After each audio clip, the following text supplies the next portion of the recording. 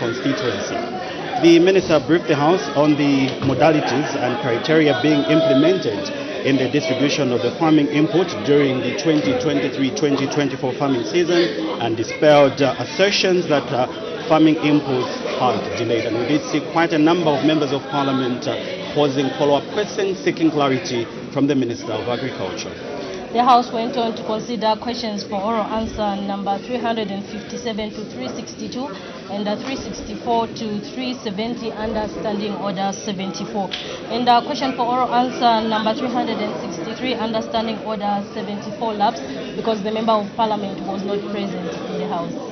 After the lapsing of that question for oral answer, the House did not for question for written answer number 20, understanding order 75, and the reply was accordingly recorded in the daily parliamentary debates, and the House did adjourn at 18:08. Today, the presiding officer is expected to take the chair at 14:30. So basically, that's the business that was considered on the floor of the House yesterday. We take a short break, and on the other side, we'll interest you to what you expect to be, what is expected to be considered on the floor of the House today. Keep watching Parliament Television.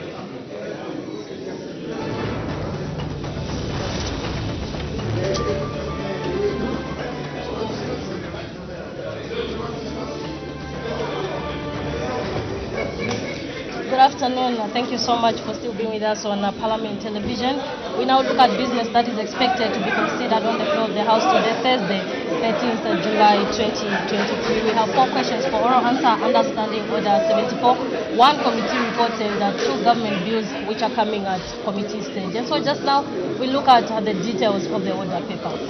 We begin by looking at what is expected to be considered. We do have one report, and this report will be presented by Honorable Princess Kasune, who is chairperson of the Parliamentary Reforms and Modernization Committee, urging the House to adopt the report of the Parliamentary Reforms and Modernization Committee for the second session of the 13th National Assembly. And this document was laid on the table of the House on 29th of June, which was a Thursday, 2020. And this motion will be seconded by Lunte Member of Parliament, Mr. Mutasa. Thereafter, we expect the House to consider 2 government bills which are both coming at committee stage. And the first one is the National Prosecution Authority Amendment Bill, National Assembly Bill number 7 of 2023, and the Human Rights Commission Bill, National Assembly Bill number 8 of 2023. Let's revert and look at what is expected in terms of questions for oral answer, understanding order 74, and these are ordinary questions. The first question is question 371, which will come from Luban Senshi, Member of Parliament, and this is Mr. Chewe. He's directing his question to the Minister of Youth, Sport and Arts. We'd like to find out whether the government has any plans to implement youth empowerment programs in timber processing in Luban Senshi parliamentary constituency. The big part of the question, the member would like to find out when the plans will be implemented. And the last part of the question, how many youths are earmarked for empowerment in 2023? Question number 372 will come from Fumbwe Member of Parliament, Mr. Elliot Kamondo, and he's posing his question to the Minister of Local Government and Rural Development. He wants to find out a question in 2 parts, whether the government has any plans to construct a modern market and a bus station in Mfumbwe parliamentary constituency. And in the B part of the question, he wants to find out if so, when the plans will be implemented. The agency parliamentarian, Mr. Kalalwe Mukwasa, will pose a question to the Minister of Water and Development and Sanitation. We'd like to find out when the water reticulation project in Chinsali district will be completed, when the project paid, what the outstanding balance was as of September 2022, and the last one, the member would like to find out when the Another question, which is question number 374, will come from Solwezi West Member of Parliament, Mr. Mukumbi. Then he is directing his question to the Minister of Home Affairs and Internal Security. He wants to find out when the government will construct the following infrastructure in Kalumbila district. That's a police station, residential houses for the police officers, and a national registration office, and the police force in all the chiefdoms in the district. And in the B part of the question, he wants to find out if so, when the plans will be implemented. So those are the 4 questions for oral answer understanding order 74. These are ordinary questions. And we do have 2 bills coming up at committee stage. The first bill is the National Prosecution Authority Amendment Bill, National Assembly Bill number 7 of 2023. And the last bill that will be considered today is the Human Rights Commission Bill, National Assembly Bill number 8 of 2023, equally coming up at committee stage. That's the details of the report that we expect to be considered on the floor of the House today. Martina. This is the report of the Parliamentary Reforms and Modernization Committee for the second session of the 13th National Assembly laid on the table of the House on Thursday, 29th June 2023. This will be moved by Kembe, Member of Parliament, the chairperson of this committee, Honorable Kasuni. And so, there you have it on your screen is Madam Speaker's procession making its way to the chamber. Keep watching Parliament Television. Good afternoon. Parliament! Madam Speaker!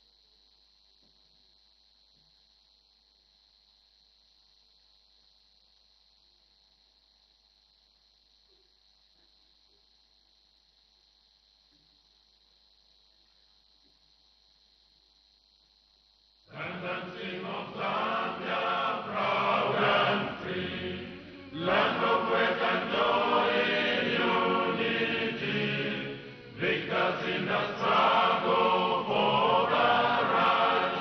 We want freedom's fight, oh, one, strong and free.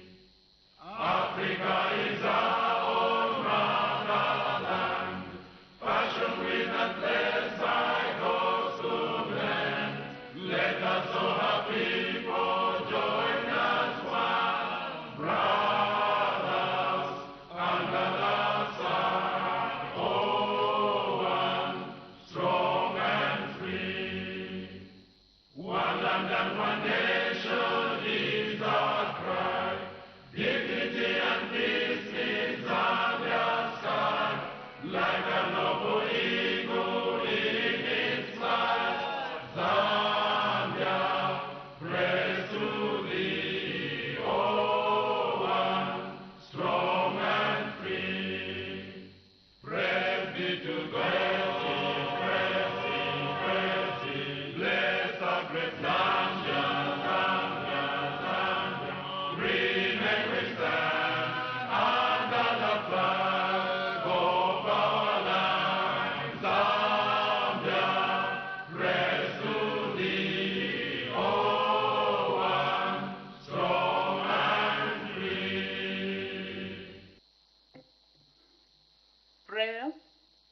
Almighty God, who in your infinite wisdom and providential goodness has appointed the offices of leaders and parliaments for the welfare of society and the just government of the people, we beseech you to consider with your abundant favor us, your servants, whom you have been pleased to call to the performance of such important responsibilities in this land. Let your blessing descend upon us here in Parliament assembled, and grant that we may, as in your presence, treat and consider all matters that shall come under our deliberation in so just and faithful a manner as to promote your honor and glory, and to advance the peace, prosperity, and welfare of our country, and of those whose interests you have committed to our charge. Amen.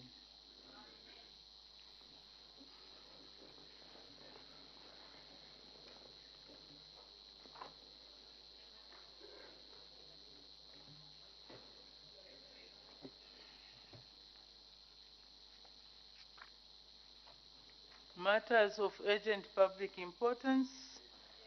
I've seen 2 matters that have been raised by the Honorable Member for Shangobo. and the Honorable Member for Mpika. Honorable Member for Shangombo, what is your matter of urgent public importance? Thank you very much, Madam Speaker. This is my maiden matter of urgent public importance that I'm raising.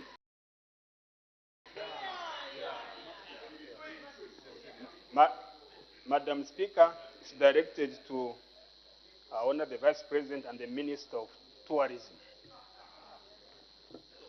Madam Speaker, as I speak, I've lost appetite because of the happenings in my district, which is Shangombo. The elephants have moved this from Sioma, Angola, and all parts of this country. They have moved into Shangombo. There are about 4 wards now where even schools are closed. As I'm speaking, a grade 4-year-old girl is just waiting to go into the theater at Wanika General Hospital to cut off both legs because of the elephants, as I'm speaking. I've been reporting on the sidelines, but there's no action that is being taken. People are going into the bush to look for food because of the drought that we experienced this year. There is not enough relief food for the people. As a result, the elephants are causing nightmares for my people. Madam Speaker, I seek your indulgence on this matter on the Minister of Tourism and Her Honor the Vice President on the distribution of relief food to the people of Shangombo before many lives are lost. I thank you. Thank you, Honorable Member for Shangombo. This issue of animal-human conflict, I think we have dealt with it several times in this House. And it appears we are finding challenges as a country, how we can live in harmony with our animals. Let me just give an experience of where we went in Arusha, Gorogoro. That area has been declared as a conservation area where animals and human beings are living in harmony with each other. I saw cattle grazing together with zebras and wildebeest and the lions. And when we asked the boy whether he has seen a lion, a young boy, he says, yes, I've seen a lion before. Are you not scared of the lion? He says, no, I'm not scared. So they have learned to live in harmony with each other. Maybe we need a benchmarking trip. But the difference that I've seen is that there is enough grass. But when I asked, they told me that the animals, because I was interested to know how they live in harmony with each other. They say that the elephants eat the pumpkins, they eat the maize, but somehow they manage to live with each other. So I don't know what measures can be taken by the government to ensure that we also live in harmony with each other and we can benefit from the tourism that we encourage people to come in the country. So since there's an outcry that we need to find means and ways, Her Honor the Vice President or the Minister of Tourism, maybe we leave it to the Minister of Tourism to come to the House. We'll give him a week so that he has enough time to do some research. He can come and give us a statement on the elephants. I saw a video of a number of elephants. Those were maybe about maybe 800 or so elephants crossing in Isioma. So they repose a risk. So I think it's something that needs to be addressed. So the Honorable Minister of Tourism, please come back to the House next week, Friday, to come and give a ministerial statement. And maybe you also come up with suggestions on how humans can live in harmony with the animals. Thank you very much. The Honorable Member for Mpika. Thank you, Madam Speaker, for allowing me to raise this matter of urgent public importance, pursuant to Standing Order number 134, directed at Her Honor the Vice President. Madam Speaker, in Mpika we have a chiefdom called Nabwalia Chiwombo, which has a population of about 21,000 people. Right now, as I'm speaking, Madam Speaker, the people of Nagwalia are sleeping on empty stomachs. There is literally no food, and there is no road which can enable them to travel to Mpika to go and buy food, even if they had money. This entails that, Madam Speaker, they will depend on government's intervention as far as distribution of relief food is concerned. Therefore, I direct this matter to our honor, the Vice President, to see to it that DMMU moves in to distribute relief food. And Madam Speaker, I beseech you, as people go for a benchmarking tour in Arusha, I be part of them, Madam Speaker. Thank you so much.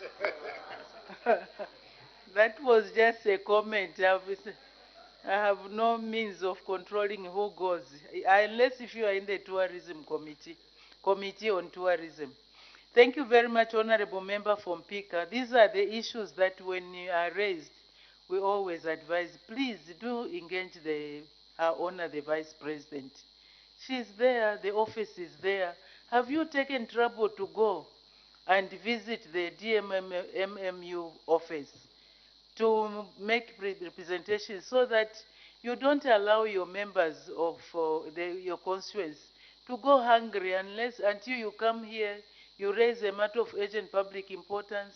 It will take a few days before a ministerial statement is made. So even if a ministerial statement is made, there is no change that will happen.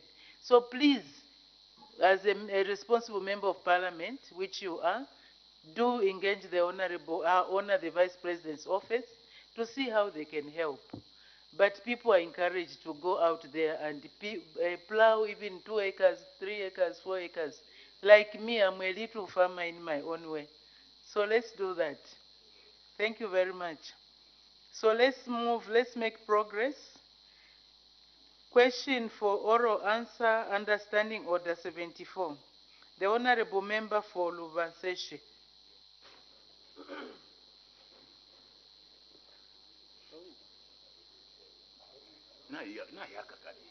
The Honorable Member for Lubanseshi.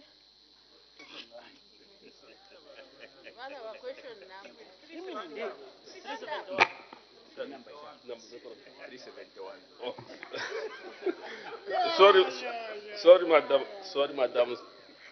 Madam Speaker, 371. The Honorable Minister of Youth, Sports and Arts.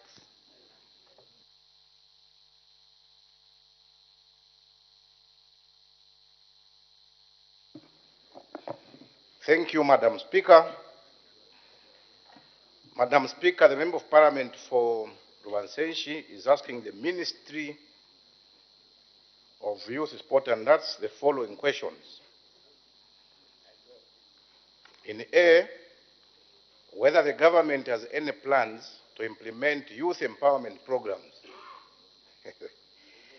in a timber processing in Ruvansenshi parliamentary constituency. In B, if so, when the plans will be implemented. In C, how many youths are earmarked for empowerment in 2023? Madam Speaker, our response to A, the Honourable Member may wish to note that the government has plans to implement youth empowerment programs in Luvansenshi constituency, targeting all sectors of the economy, including timber processing, while taking into consideration the comparative advantage of the constituency. In B, if so, when the plans will be implemented, Madam Speaker, implementation of youth empowerment programs is not a one-off activity, but rather an ongoing process based on the number of applications received and approved. How many youths are earmarked for empowerment in 2023? Honourable Member, as noted in B, youth empowerment programs are demand-driven. Hence, the number of youth to be empowered from Luvansenshi parliamentary constituency may vary according to the number of applications received. Madam Speaker, I thank you. Thank you. Supplementary questions. The Honorable Member for Lubansenshi. Thank you, Madam Speaker, for the opportunity to ask a follow-up question to the Honorable Minister of Youth and Sports. Honorable Minister, it's really good to note that you are thinking about the good people of Lubansenshi, especially the youth, by putting such kind of measures. However, I would like to find out from your ministry, these youth that we are talking about, we have those who don't have even, for instance, grade 12 certificate, but when you go to the ministry, they need some documentation for them even to access like concession license and everything. Now, I would like to find out from your ministry, what measures are you putting in place to ensure that you take care each and every youth in the constituency? I submit. The Honorable Minister of Youth, Sport and Arts. Thank you, Madam Speaker. Madam Speaker, it will interest you to know that this is the questions that I was answering yesterday. They are more like the same questions, but I believe these maybe are questions that came very early in 2022. The answer, Madam Speaker, to the Honorable Member is that first we want to dispel the issue of having a grade 12 certificate when acquiring the empowerment funds. Madam Speaker, that is not the true reflection of what is obtaining. What is obtaining is whether someone has qualifications, whether someone do not have any qualification. The empowerment programs have been tailored to suit every sector, to suit every individual. So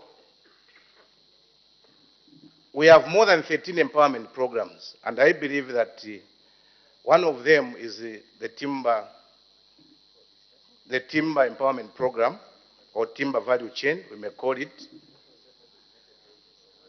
Now that we're talking about timber, I want to encourage Honorable Member for Lubansenshi to also encourage his constituents to apply for these empowerment programs. We have grants there, and it's not only the Ministry of Youth that is doing that. That's what I said even yesterday. Small and medium enterprise development is doing the same. Agriculture is doing the same. Mines is also doing the same. Almost every ministry is giving some empowerment programs. So I want to encourage you, when you get to the constituency, to encourage these individuals so that they benefit. Otherwise, as I said, it is demand-driven. It will not be possible for a minister to go into Lubansenshi, Madam Speaker, organize youths, and then I tell them that these are the empowerment programs that I've brought. Yes, for information, yes, but I think members of parliament should play a critical role in sensitizing their constituents so that they can also apply for these empowerment programs. I thank you, Madam Speaker. Thank you. The Honorable Member for Petauke Central. Thank you, Madam Speaker, for giving the good people of Petauke this opportunity to ask a follow-up question to the Minister of Youth. The Minister of Youth, in Lubansenshi, we have got a lot of youths. And then those youths, I will repeat again, I'll be repeating because I want them to be reconsidered. The percentage for the educated ones, it's only 30% from the research. And the educated ones are 70%. And then the empowerment, for example, from the CDF, that's 20%. it only covers maybe one cooperative per ward, because there are some wards which have got, there are some constituency with 20 wards. Now when you divide that 750,000 for grants, and then you divide by 20, you find that there's nothing you can do, no business you can use that money. It's very little. That's why maybe we are asking you also to come in so that you can work in hand with all the members of parliament, if indeed you are a youth. What is the supplementary question, Honorable Member? Do not debate. Thank you, Madam Speaker. Well guided. Minister of Youth, who is heading the youth, and I believe you are also a youth. When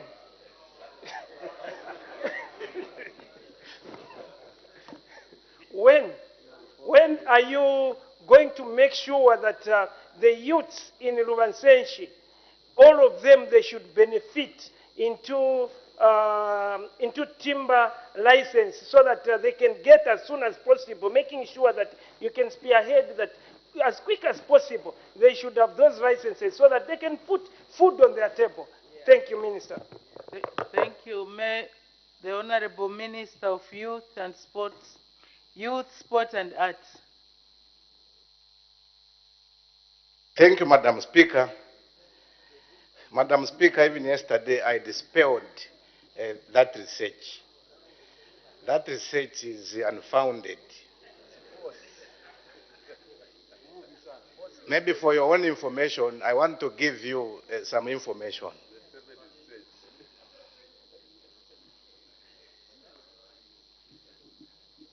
Madam Speaker, when it comes to poverty, the rural constituencies are sharing a 14.5% poverty levels. Then the urban is 12.5%. Now I'm just giving him information so that he includes it in his research.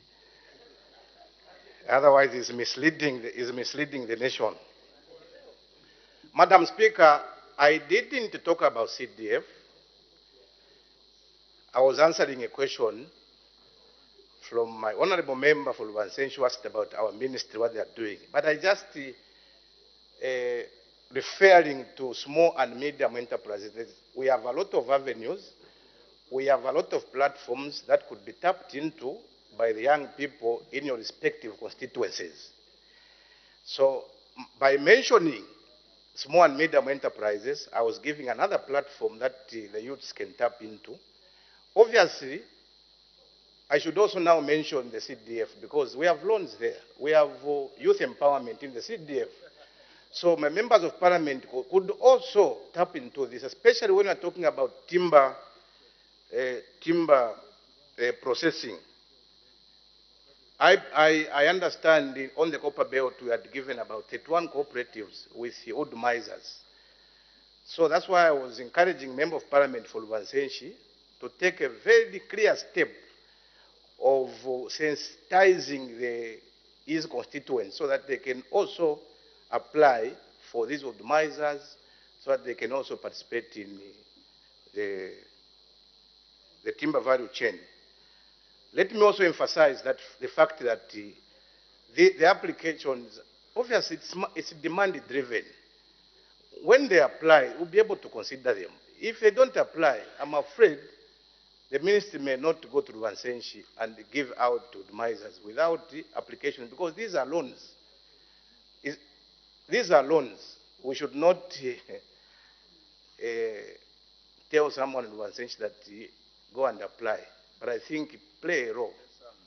It's not something that we're just giving out for the sake of giving out. In fact, for us, we are even doing it very, very, very good, because we haven't started when we know that 2 months we'll be getting into an election. We were just elected and we started giving out these empowerment programs. Thank you, Madam Speaker. Thank you. The Honorable Member for Lubansenshi. Thank you, Madam Speaker. Honorable Minister, I'm happy that you have talked about sensitization. Now, unfortunately, Lubansesh constituency hasn't have presence of your ministry on the ground, apart from small and medium enterprise. In terms of staffing, is still a big challenge, looking at the number of people across the constituency. You're talking about 13 wards. Now, if your ministry is not ready to do the sensitization and you want to refer to me as a member of parliament to do that, my question is, how do you intend to help your fellow member of parliament to go around the constituents and educate the people about the availability of opportunities within your ministry so that they can be able to adapt? If you, as a minister, and at the same time as a ministry, you are not involved, how do you intend to support my work so that the youth in Lubansesh constituency can be able to appreciate, especially the opportunities that are there in your ministry? I submit, Madam Speaker. The Honorable Minister of Youth, Sport and Arts. Thank you, Madam Speaker, and thank you, Honorable Member, for that follow-up question. Madam Speaker, when I encourage members of Parliament to go and sensitize their constituents, I'm not saying that we are overloading them. In fact, I want to repeat, I'm doing a favor to that member of Parliament, because if we have so many members in his constituency that could apply, then credit may also go to him. But if he's busy, I will not overload you, Madam Speaker. In fact, I'm surprised that the honorable member is saying we are not doing sensitization. I went to Lubansesh myself, Madam Speaker, where the very large crowd, and I went into all the empowerment programs that the ministry is undertaking. So this is not a new thing. But I think that was not enough. I should also indicate to this House that I am always on ZNBC Radio 1 every Sunday at 6:05. I always talk about these empowerment programs. And I believe Lubanseshi is a beneficiary of those programs on Radio 1, because I've been receiving calls from Lubanseshi asking about some of the empowerment programs. So that is also sensitization. We are always on TV, we are always on radios, sensitizing the young people how they can get these empowerment programs. Apart from that, Madam Speaker, let me take advantage of this opportunity also to indicate that those that are listening to us, or members of Parliament, if they want their constituents also to participate, they can also visit our website, which is www.gov.zm or www.nydc.gov.zm. So when they visit these websites, they will be able to find the Ministry of Youth, Sport and Arts, and what programs are under the Ministry of Youth and Sport. Even the application forms are there. So they should not even come to the headquarters or go to the provincial administrations. But I want to take advantage of this platform, Madam Speaker, to say that this is why we had to recruit interns. And I'm very positive on the 1st of August, they will start working, these interns. Now, the minister has taken advantage of the internship program to also have at least 2 per district, those that will be dealing with youth matters, sport and arts. So I believe that our presence will be felt after the interns have started work. I thank you, Madam Speaker. Thank you very much. Listening to the questions and the answers, I think we need to make a move. Next question, the Honorable Member for Mfumbwe. Thank you, Madam Speaker. Question number 372. The Honorable Minister of Local Government and Rural Development. Thank you, Madam Speaker.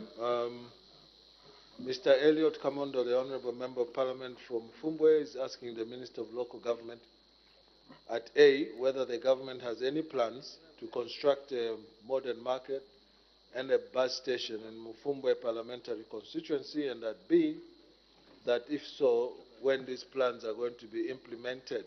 Our response.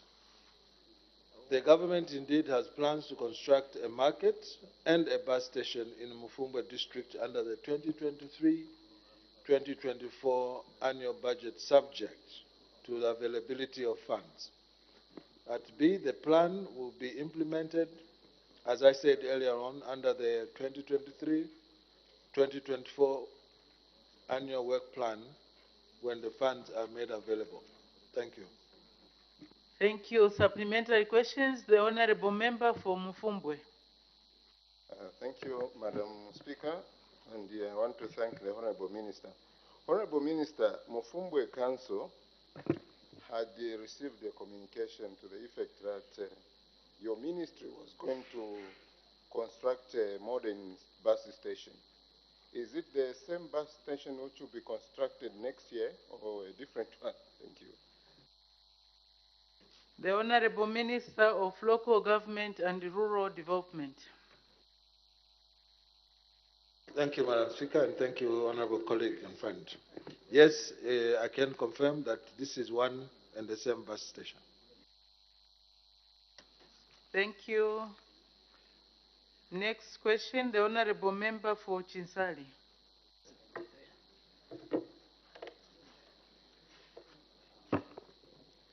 Thank you, Madam Speaker. Question number 373. The Honorable Minister of Water Development and Sanitation. Thank you, Madam Speaker. The Member of Parliament for Chinsali, Mr. Mukosa, is asking the Ministry of Water Development and Sanitation the following question. A, when the water reticulation project in Chinsali district will be completed. B, when the project commenced. C, when the contractor was last paid. D, what is the outstanding balance? What is the outstanding balance as at September 2022? And E, when the outstanding balance will be paid. Madam Speaker, our response is as follows. A, the construction and rehabilitation of the water supply systems project in Chinsali district was completed on 31st October 2022. The project was commissioned on 4th April 2023. B, the project commenced in April 2013. C, the contractor was last paid on 31st March 2022. And D, the contractor has fully been paid all the outstanding interim payment certificates owed. The retention amounting to 1,029,268 kwacha 31 ngwe will be paid after the defect liability period of 30th October 2023 elapses. Thank you, Madam Speaker. Thank you very much. Supplementary questions? Thank you very much. We make progress. Next question, the Honorable Member for Solwezi West. I thought the Honorable Member for Chinsali would say thank you. For